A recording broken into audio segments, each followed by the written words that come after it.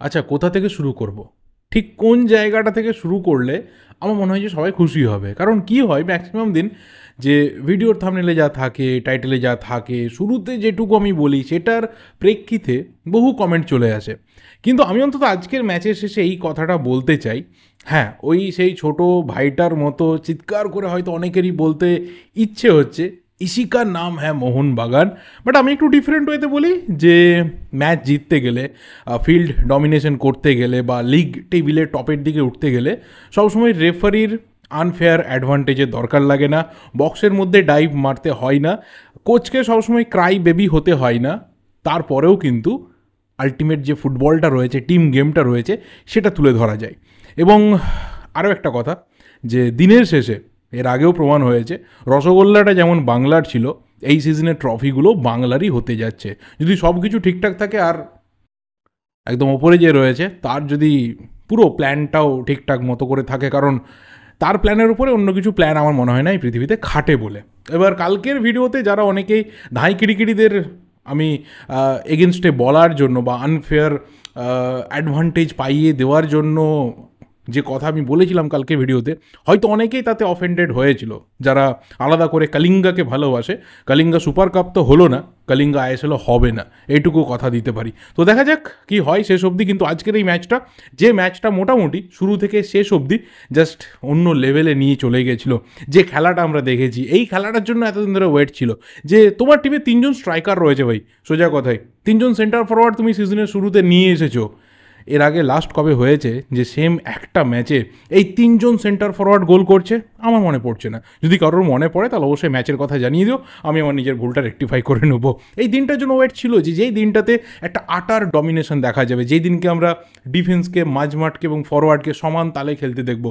আমি যখন প্রিভিউটা বানিয়েছিলাম, কি হচ্ছিল এর আগের কয়েকটা ম্যাচে অনেক কটূক্তি এসেছিল যে হাবাস ফেরান্দ নয়, হাবাসের যে স্ট্র্যাটেজি রয়েছে সেটা বুঝে লাইন আপ প্রেডিকশন করা ইজি না। বাট কী হয়েছে আজকের ম্যাচে, আমি প্রিভিউতে মনভীরকে রাখিনি, তার কারণটা হচ্ছে মনভীর বেশ কিছু ম্যাচ লেফট উইং ব্যাকে খেলতে গিয়ে কী হচ্ছিল, ওর যে স্বাভাবিক ছন্দের খেলাটা না, ওর থেকে আমরা যেটা মানে চাই, ওর থেকে যেটা আমরা এক্সপেক্ট করি যে ও খেলাটা খেলবে, সেটা আমরা পাচ্ছিলাম না।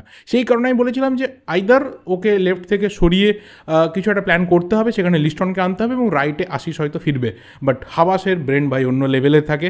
আমার প্রেডিক্টেড 11-এ 11 জনের মধ্যে 10 জন মিললেও মনভীরটা মেলেনি, মনভীরটা আমি ক্লিক করাতে পারিনি, সেটা আশিসের কথা বলেছিলাম। বাট মনভীর কোথাও শুধুমাত্র যে টিমে ঢুকেছিল তা না, মানে টিমে থেকে গেছিলো তা না, নিজের পজিশনটা তাকে চেঞ্জ করে দিয়েছিলেন কোচ হাবাস, এবং অবশ্যই তার থেকে একটা বিউটিফুল গেম আমরা দেখলাম।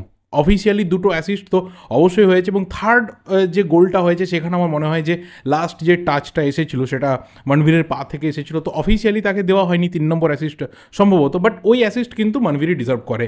এর আগে আমরা দেখেছিলাম সেম ম্যাচে জনি কাউকোকে 3টে অ্যাসিস্ট করতে, আজকে দেখলাম মনভীরকে অ্যাসিস্ট করতে। মনভীর গোলটা পেয়ে গেলে একটু একটু মাথায় যদি ঠান্ডা রাখতে পারতো, ওই মুভমেন্টটা মনে করো যেখানে জেসন কামিংসের বলটা পোস্টে লাগলো, ওই জায়গাতে মনভীর কিন্তু গোলটা করতে পারতো। মানে ওর থেকে আমরা এই রকম গোল দেখেছি। মনভীরকে বলা হয় বারবার একটা কথা, যে ওকে যদি খুব ইজি চান্স দাও না, মনভীর উড়িয়ে দেবে। ওকে যদি সব থেকে টাফেস্ট একটা চান্স দাও, ও সেখান থেকে গোল করবে। তো ওরকমই একটা অ্যাঙ্গেল কিন্তু ছিল আজকে। মনভীর গোলটা পেয়ে গেলে জাস্ট মনভীরের দিন আজকে হয়েছে আরও বড় করে হতে পারতো, আজকে সেলিব্রেট করতে পারতো মনভীর সিং, এমনিতেই করছে। কিন্তু আমার মনে হয় যে সেলিব্রেশনের জন্য অনেক সময় পড়ে রয়েছে। জাস্ট একটা ম্যাচ, একটা জয়। আমি সকালের ভিডিওতেই বলেছিলাম যে এখন টার্গেটটা 7 ম্যাচ থেকে 21 পয়েন্ট তোলা, সেটা হয়তো খুব টাফ, খুবই টাফ, কিন্তু ইম্পসিবল না। চেষ্টা করলে বা রিদিম ধরে রাখলে সেটা পসিবল হবে। দেখো প্রত্যেকটা প্লেয়ার নিজেদেরকে জাস্ট ছাপিয়ে গেছে আজকের ম্যাচে।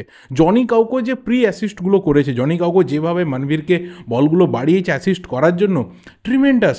অভিষেক সূর্যবংশী ভাই অনিরুদ্ধ থাপাকে বেঞ্চ করে দিয়েছে।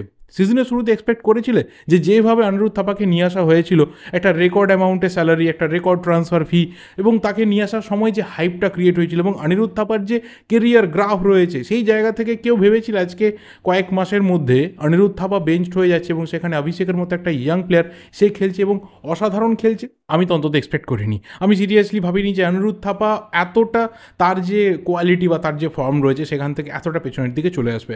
বাট হ্যাঁ, কী হয়, প্রতি সিজনে আমাদের এখানে সব প্লেয়ারের ফর্ম সমানভাবে থাকে না, হয়তো সে ফিরে আসবে। দীপক টাংরি যতক্ষণ ছিল ভালো খেলেছে, আমি বলবো না দীপক টাংরি খারাপ খেলেছে, দীপক আজকে খুব বাজে বাজে কিছু ফাউল শুরু দিয়ে করেছে, এরকম কিচ্ছু হয়নি।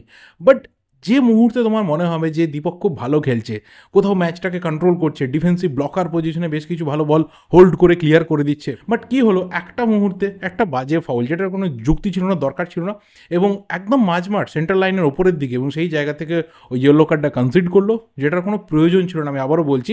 এবং এই এই এই ইয়েলো কার্ডের জন্য কিন্তু দীপক টাংরি পরে যে ডার্বি ম্যাচ রয়েছে, যেটা ডেট এখন অবধি ফাইনাল না, 10 তারিখ তো হচ্ছে না, প্রায় চূড়ান্ত হয়েই গেছে, যেহেতু পলিটিক্যাল র্যালি রয়েছে, সম্ভবত 11 তারিখে হতে পারে, বাট শহর চেঞ্জ হচ্ছে না, কলকাতাতেই হবে, ডেটটা চেঞ্জ হতে পারে, সেটা এখন অবধি ঠিক না। তো সেই ডার্বিতে দীপককে কিন্তু মোহনবাগান মিস করবে। তো জাস্ট এটা দরকার ছিল না, আমি বলবো, যেহেতু ওই জায়গাটাতে দীপকের ওপর ভরসা রাখছেন কোচ আভাস। ডিফেন্স লাইনটা এত আজকে ওরিয়েন্টেড লেগেছে, এত অর্গানাইজড লেগেছে, যে সেখানে খুব একটা পরিবর্তনের রাস্তাতে হাওয়াসকে হাঁটতে হয়নি। তিনি এই ডিফেন্স লাইনটার ওপর ভরসা করছেন এবং এই ডিফেন্স লাইন তাকে রেজাল্ট দিচ্ছে। Anwar Ali tremendous defending, tremendous কিছু ট্যাকেল, হেক্টর ইউজতে জাস্ট লিড করছে, দুজন পাশে ইয়াং ডিফেন্ডার রয়েছে, হেক্টরকে মনে হচ্ছে যে সিনিয়র বসের মতো ডিফেন্স লাইনটাকে লিড করছে। শুভাশিস বোস এই মুহূর্তে দাঁড়িয়ে মোহনবাগানের যতজন প্লেয়ার রয়েছে ডিফেন্সিভ জোনটাতে, তার মধ্যে সবথেকে বেশি পাস খেলা প্লেয়ার আপাতত শুভাশিস বোস, এত পরিমাণে পাস খেলছে, শুভাশিসের খেলাটাই বদলে গেছে। বিশাল যে কটা সেভ করেছে, যে রকম সেভগুলো করেছে, যেভাবে নিজের বডিকে স্ট্রেচ করেছে, বলেছিলাম সকালে ভিডিও, আলাদা করে ওকে নিয়ে কিছু বলার নেই। মাঝ মাঠে জনি কাউকো, অভিষেক সূর্যবংশী, দুটো উইংয়ে মনভীর অ্যান্ড লিস্টন। আমি বলবো যে গোটা ম্যাচের মধ্যে লিস্টনকে হয়তো একটু অফ কালার লেগেছে, পুরো টিমটা যেভাবে খেলেছে মনে করে দেখো, সেই জায়গাতে লিস্টন একটু যেন নিজেকে কন্ট্রিবিউশনের জায়গাতে পিছিয়ে রাখছিল। আমি জানি না কেন ও এত তাড়াহুড়ো করছিল, বা যেই জায়গা থেকে বল খুব সিম্পল ডিস্ট্রিবিউশন হয়, যেখান থেকে একটা খুব ভালো ও পাস বাড়াতে পারে, ওর থেকে এক্সপেকটেশন থাকে যে ও সিরিয়াসলি একটা গিফটেড ক্রিয়েটিভ প্লেয়ার, বাট সেই জায়গাটা লিস্টন কিছু কিছু ক্ষেত্রে কী হয়েছে, খুব তাড়াহুড়ো করতে গিয়ে বল লুজ করেছে।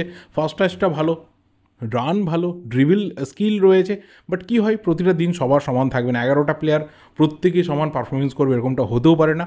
এবং দিমিত্রি পেত্রাতোস, তাকে নিয়ে সকালেই বলেছিলাম যে আজকে যদি মোহনবাগান একটা ফুল ডমিনেটিং ম্যাচ খেলে তাহলে কোথাও পেত্রাতোস হতে পারে সেই জায়গাটার লিডার, বাট একটু চেঞ্জ হয়েছে, মনভীর হয়ে গেছে লিডার, পেত্রাতোস থাকবে সেকেন্ডে। পেত্রাতোস আজকে হ্যাট্রিক করতে পারতো, যেই জায়গা থেকে ফার্স্ট গোল করেছে, একটা টিপি রেহেনেসের কাছে 1:1 মিস হয়েছে, মানে ওটা জাস্ট মিস হওয়ার ব্যাপার না, হয়তো এক্সাইটমেন্টে মিস হয়ে গেছে। আরও একটা বল প্রপার মানে টাইম মতোই বাড়ানো হয়েছিল, বাট একটু রিসিভ করতে ডিলে হওয়ার কারণে কিন্তু মনে করে দেখো পেত্রাতোস ঠিক করে শটটা নিতে পারেনি। তো পেত্রাতোস যদি ঠিকঠাকভাবে ওই বলগুলো কালেক্ট করতে পারতো, রিসিভ করতে পারতো, হয়তো আজকে হ্যাট্রিক করতে পারতো।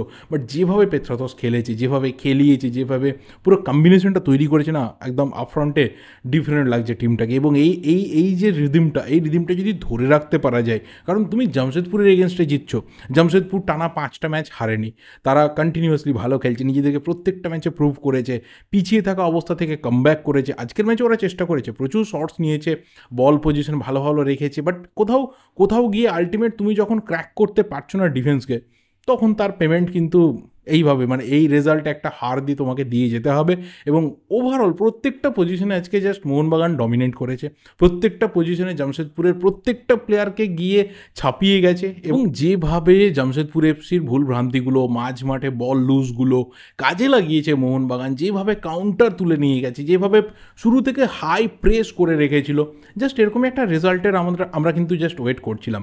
একটা পোস্টে লাগা, প্রপার কিছু শটস না হওয়া, এবং কিছু ক্ষেত্রে টিপি রেহেনেসে দুটো একটা ভালো সেভ না হলে কিন্তু আজকের ম্যাচটা 5-6 গোলে মোহনবাগান দিয়ে ফিরে আসতে পারতো। তো এখান থেকে যে বিষয়টা হলো যে জাস্ট একটা জয় হলো, আবারও বলছি 6টা জয় কিন্তু এখনও দূরে রয়েছে।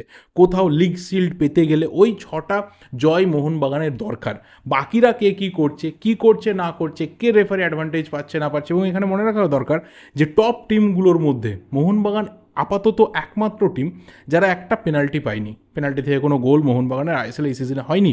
এবং আরও একটা টিম রয়েছে যারা একদম বটম লাইনে বসে রয়েছে, হায়দ্রাবাদ এফসি, তারাও কিন্তু একটাও পেনাল্টি পায়নি। তো গোটা আইএসএলে 12টা টিমের মধ্যে মোহনবাগান আর হায়দ্রাবাদ যারা সিঙ্গেল একটা পেনাল্টিও অ্যাওয়ার্ডেড হয়নি। এবং আজকে কিন্তু জনি কাউকোকে বক্সের মধ্যে ট্রিপ করা হয়েছিল, যেটা 50-50 কল অলওয়েজ ছিল, এবং সেখানে যে ফরওয়ার্ডের প্লেয়ার রয়েছে তাকে অ্যাডভান্টেজ দেওয়া দরকার, অর্থাৎ ওখানে জনি কাউকে একটা পেনাল্টি পেতে পারতো, বাট হয়নি। ঠিক আছে, চলো, দরকার নেই, কারণ ফিল্ডে যে গোল হয়েছে সেটাই এনাফ হয়েছে। এবং আমি আবারও বলছি, রেফারিং যে অ্যাডভান্টেজ সেটা না নিয়ে, বা আনফেয়ার অ্যাডভান্টেজ না নিয়ে কোথাও যে ম্যাচকে ডমিনেট করা যায়, কোথাও যে ম্যাচ জেতা যায়, আজকের এটা তার প্রমাণ। এবং ফাইনালি 22টা ম্যাচের পর এটা দেখানো যেতে পারে যে লিগ শিল্ডও যে জেতা যায় সেটা আমার মনে হয় যে সেই রাস্তাতে মোহনবাগান কিন্তু রয়েছে। বাকিটা সময় কথা বলবে, ম্যাচগুলো কথা বলবে, রেফারিং যে ব্যাড ডিসিশনসগুলো রয়েছে তার এগেনস্টে বেশি কথা বলা কমিয়ে দেবো। কালকে রঞ্জিত বাজাজ যে বিষয়টা সামনে নিয়ে এসেছেন যে আইএসএলেও কিন্তু ম্যাচ ফিক্সিং হচ্ছে, তার কাছে নিশ্চয়ই কিছু এভিডেন্স রয়েছে, সেই প্রেক্ষিতে তিনি বলতে পারছেন, কারণ একটা আই লিগ ক্লাবের তিনি মালিক, ইন্ডিয়ান ফুটবলে তার কন্ট্রিবিউশন হিউজ রয়েছে, তাই তিনি বলতে পারছেন নিশ্চয়ই তার কাছে কিছু রয়েছে। এবং তিনি বারবার বলেছেন সিস্টেমেটিক্যাল ফিক্সিং হচ্ছে, রেফারিরা কোথাও কিন্তু জড়িত রয়েছে।